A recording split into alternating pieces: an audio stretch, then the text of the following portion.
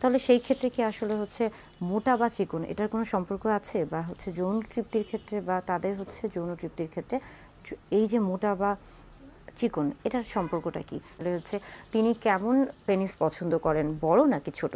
সেই ক্ষেত্রে দেখা গেছে যে বেশিরভাগ নারী উত্তর দিয়েছেন যে তিনি রিসার্চ কি বলে পেনিসের সাইজ ও আকার নিয়ে? যার পেনিস ছোট, যার পেনিস চিকন এবং যার পেনিস খুব খাটো, এই সাইজের পেনিস যার আছে তার কি স্ত্রী সুখ পাবে এবং তার স্ত্রীর সাথে কি থাকলে স্ত্রী কি শান্তি পায়? এই বিষয় নিয়ে আলোচনা চলতেছে আজকের ভিডিওতে। আজকের ভিডিওটি কিন্তু অনেক গুরুত্বপূর্ণ একটা ভিডিও। যাদের এই সমস্যা আছে তারা অবশ্যই ভিডিওটি স্কিপ করবেন না। এই সমস্যাটার সমাধান দেওয়া হবে আজকের ভিডিওতে। তো বেশি কথা না বাড়িয়ে আমরা স্ক্রিনে গিয়ে বিষয়টি উপভোগ করতে থাকি। এই সমাধানটা কি?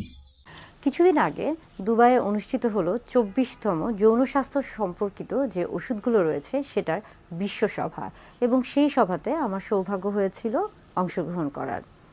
বর্তমানে দেখা যাচ্ছে যে বেশ কিছু নতুন তথ্য এসেছে। কিছুদিন আগেও পেনিস বা পুরুষ লিঙ্গ নিয়ে আমরা বেশ কিছু বার্তা দেওয়ার চেষ্টা করেছি। পুরুষদের পেনিস নিয়ে অনেকেরই অনেক রকমের প্রশ্ন থাকে, এবং বিশেষ করে আমরা যদি পুরুষ লিঙ্গের বিষয়ে আসি সেই ক্ষেত্রে কিন্তু সবচেয়ে যে পরিচিত যে প্রশ্ন বা সবচেয়ে পরিচিত যে জিনিসটা সবাই জানতে চায় বা সবার মধ্যে একটা আগ্রহ কাজ করে সেটা হচ্ছে যে পেনিসের সাইজ এবং পেনিসের শেপ। এটা নিয়ে কিন্তু অনেকেই প্রশ্ন থাকে অনেকের, এবং অনেকেই কিন্তু দ্বিধাদ্বন্দ্বে ভুগে থাকেন, এবং এই প্রশ্নগুলোর উত্তর অনেকেই অনেকভাবে দেওয়ার চেষ্টা করেছেন, এবং এগুলো নিয়ে কিন্তু অনেক ধরনের গবেষণা হয়েছে, এবং এক একবার এক এক গবেষণায় কিন্তু এক এক রকম ফলাফল এসেছে। এবং সব ফলাফলগুলোকে মিলিয়ে আমরা শেষ যে ভিডিওটা বানিয়েছিলাম বা শেষ যে ভিডিওটা করেছিলাম সেখানে বলেছিলাম যে আসলে পেনিস বা পুরুষ লিঙ্গের যে এই যে আকার বা আকৃতির যে বিষয়টা আমরা বলে থাকি যে পুরুষ লিঙ্গ বা পেনিসের এই যে আকার বা আকৃতি নিয়ে এত প্রশ্ন বা এত দ্বিধাদ্বন্দ্ব বা এত সমালোচনা আলোচনা কেন, বা এটার আসলে প্রভাবটা কি, ভূমিকাটা কি একজন মানুষের জীবনে। দাম্পত্য জীবনে স্বামী স্ত্রী যখন মেলামেশা করছেন, সেটা যখন আমরা বলে থাকি যে শারীরিকভাবে মেলামেশা করছেন, তখন আসলে অনেকের ক্ষেত্রে এই পুরুষ লিঙ্গ বা পেনিসের সাইজ বা আকার আকৃতি এটা কিন্তু অনেক ক্ষেত্রে গুরুত্বপূর্ণ হয়ে থাকে, এবং অনেকের ক্ষেত্রে কিন্তু এটা গুরুত্বপূর্ণ নাও হতে পারে। তাই যেহেতু আমরা বলে থাকছি যে প্রত্যেক মানুষই কিন্তু এক ধরনের ইন্ডিভিজুয়াল, অর্থাৎ একক সত্তা, তাই একজনের সাথে আরেকজনের মতে মিল হতেও পারে, নাও হতে পারে। তবে নতুন একটি গবেষণা এসেছে, এবং এই গবেষণা দেখা গেছে বলা হয়েছে যে প্রায় ৬০ জন স্ত্রী অর্থাৎ নারীদেরকে বেশ কিছু প্রশ্ন দেওয়া হয়েছিল, এবং তাদের মধ্য থেকে যে প্রশ্নগুলো করা হয়েছিল সেই প্রশ্নগুলো আপনাদের সাথে শেয়ার করছি। একটি প্রশ্ন ছিল যে আসলে তিনি কেমন পেনিস পছন্দ করেন, বড় নাকি ছোট? সেই ক্ষেত্রে দেখা গেছে যে বেশিরভাগ নারী উত্তর দিয়েছেন যে তিনি বড় পুরুষ লিঙ্গ পছন্দ করেন। এবং আরেকটা প্রশ্ন ছিল এরকম যে সেখানে কয়েক ধরনের পুরুষ লিঙ্গের একটা আকারের বর্ণনা দেওয়া ছিল বা দৈর্ঘ্য উল্লেখ করা ছিল। সেখানে দেখা গেছে যে বেশিরভাগ নারী বা স্ত্রীরা যেই পুরুষ লিঙ্গের যে দৈর্ঘ্যটা বেশি ছিল তারা সেটাই পছন্দ করেছিল। অর্থাৎ সেই ক্ষেত্রে বলা যাচ্ছে যে নারী বা স্ত্রীরা ইতিমধ্যে যে গবেষণাটা হয়েছে বা তৎক্ষণাৎ এই কয়েকদিনের মধ্যে যে গবেষণা হয়েছে সেখানে তারা আসলে আমরা বলছি যে বড় আকারের যে পুরুষ লিঙ্গ রয়েছে সেটাকে আসলে তারা বেশি প্রাধান্য দিয়েছে। এর পাশাপাশি দেখা যাচ্ছে যে তাদেরকে বেশ কয়েকটা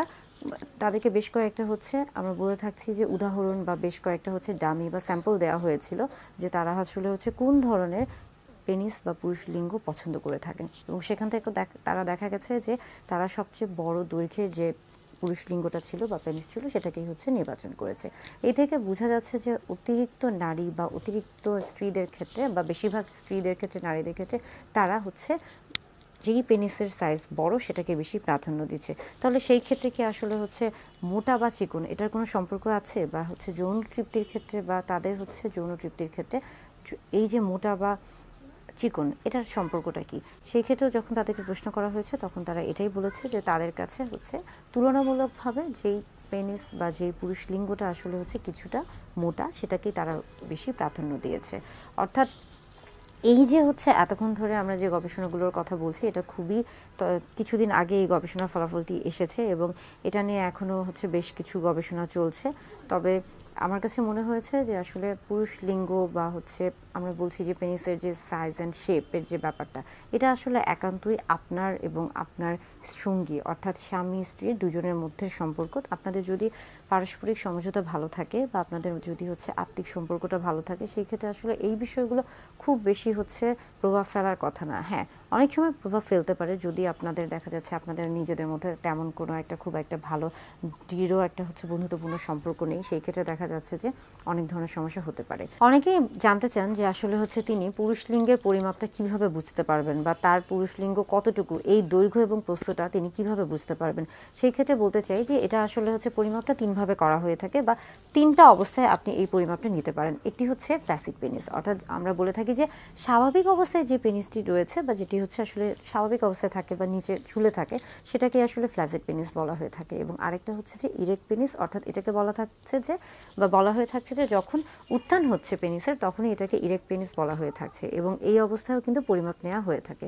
এবং আরেকটা হচ্ছে যে এসপিএল, এটাকে বলা হচ্ছে যে স্ট্রেচ পিনাইল লেন্থ, অর্থাৎ যখন আপনার ধরুন যে এই ক্ষেত্রে হচ্ছে আপনার পেনিসটা এখানে হচ্ছে আমরা বলে থাকি যে এভাবে ফ্ল্যাসিড অবস্থায় আছে, ঝুলে আছে এবং সেটাকে আপনি হচ্ছে টেনে সোজা করছেন বা একটু হচ্ছে এই যে চামড়াগুলো রয়েছে এটাকে একটু পিছনের দিকে টানছেন বা স্ট্রেচ করছেন, সেটাকে আসলে এসপিএল বলা হয়ে থাকে।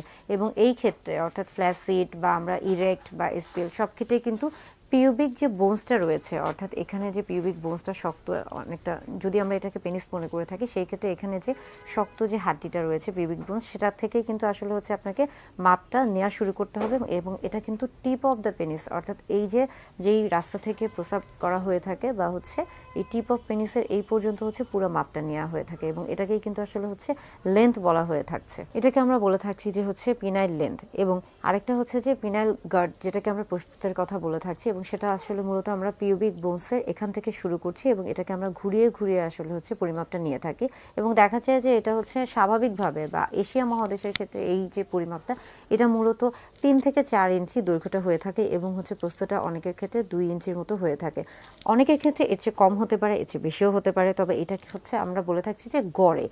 এছাড়া আমরা যদি হচ্ছে পুরো বিশ্বের সবার ক্ষেত্রে আসি, যে অর্থাৎ হচ্ছে পুরুষদের ক্ষেত্রে স্বাভাবিক হচ্ছে পেনিসের দৈর্ঘ্য বা প্রস্থ কত, সেই ক্ষেত্রে কিন্তু অনেক রকমের পরিবর্তন আসতে পারে, কেননা এই জিনিসগুলো আসলে নির্ভর করছে একজন পুরুষের হচ্ছে বয়সের উপরে, তার বংশগত, আমরা বলে থাকি যে তার জেনেটিক যে বিষয়গুলো রয়েছে সেটার উপরে, এছাড়া তার ভৌগোলিক যে অবস্থান রয়েছে, এছাড়া সে কী ধরনের খাদ্য গ্রহণ করছে পুষ্টির উপর, এবং পাশাপাশি আমরা বলে থাকছি যে তার স্বাস্থ্যগত যে অবস্থা, অর্থাৎ তার শারীরিক কোনো সমস্যা আছে কিনা বা সে এমন কোনো শারীরিক সমস্যা ভুগছে কিনা যে যেটার কারণে তাকে বিভিন্ন রকমের ওষুধ নিতে হচ্ছে এবং সেটার হয়তো বা কোনো ধরনের পার্শ্ব প্রতিক্রিয়া তার প্রতি হতে পারে। এই প্রত্যেকটা বিষয় আসলে হচ্ছে একজন পুরুষের পুরুষ লিঙ্গ বা পেনিসের আমরা বলছি যে দৈর্ঘ্য এবং প্রস্থ সব কিছু কিন্তু এই বিষয়গুলোর উপর নির্ভর করছে। তবে আপনার পুরুষ লিঙ্গ বা আপনার পেনিসের সাইজ যেটাই হয়ে থাকুক না কেন, সবসময় হচ্ছে আত্মবিশ্বাসটা রাখবেন, নিজেদের মধ্যে সবসময় হচ্ছে কনফিডেন্টটা বজায় রাখবেন, তাহলে আসলে খুব একটা সমস্যা হওয়ার কথা না। সেই ক্ষেত্রে আপনার যৌন জীবনও ভালো থাকবে এবং হচ্ছে আপনি এবং আপনার স্ত্রী অর্থাৎ স্বামী স্ত্রী দুজনে একটা দাম্পত্য জীবন খুব ভালোভাবে কাটাতে পারবে। তো ভিউয়ার্স, ভিডিওটি কিন্তু অনেক গুরুত্বপূর্ণ ছিল, আপনারা অবশ্যই মনোযোগ সহকারে মনে হয় দেখেছেন। আর যারা মনোযোগ সহকারে দেখার পর বিষয়টি বুঝতে পেরেছেন, খাটো হোক কিংবা লম্বা হোক, গোল হোক কিংবা মোড়া হোক, এই বিষয়টা নিয়ে কিন্তু আলোচনা করা হয়েছে। তো অবশ্যই যারা ভিডিওটি পুরোটা দেখেছেন তারা কিন্তু বিষয়টি বুঝতে পারছেন, আর যারা গোড়ালটি দেখেননি তারা কিন্তু কিছুই বুঝতে পারেনি। তো এটাই ছিল আজকের ভিডিওটি ভালো লাগলে একটা লাইক দিয়ে দিবেন, চ্যানেলটিকে সাবস্ক্রাইব করে নেবেন আর ভিডিওটি শেয়ার দিয়ে 10 ভাইকে দেখার সুযোগ করে দিবেন, কারণ এই ভিডিওটি কিন্তু 10 জনের একবারই প্রয়োজন বা একবারে ইমার্জেন্সি ভিডিও একটা। অবশ্যই শেয়ার দিয়ে বন্ধু বান্ধবদের দেখার সুযোগ করে দিবেন। ভালো থাকুন, সুস্থ থাকুন, দেখা হবে পরবর্তী ভিডিওতে।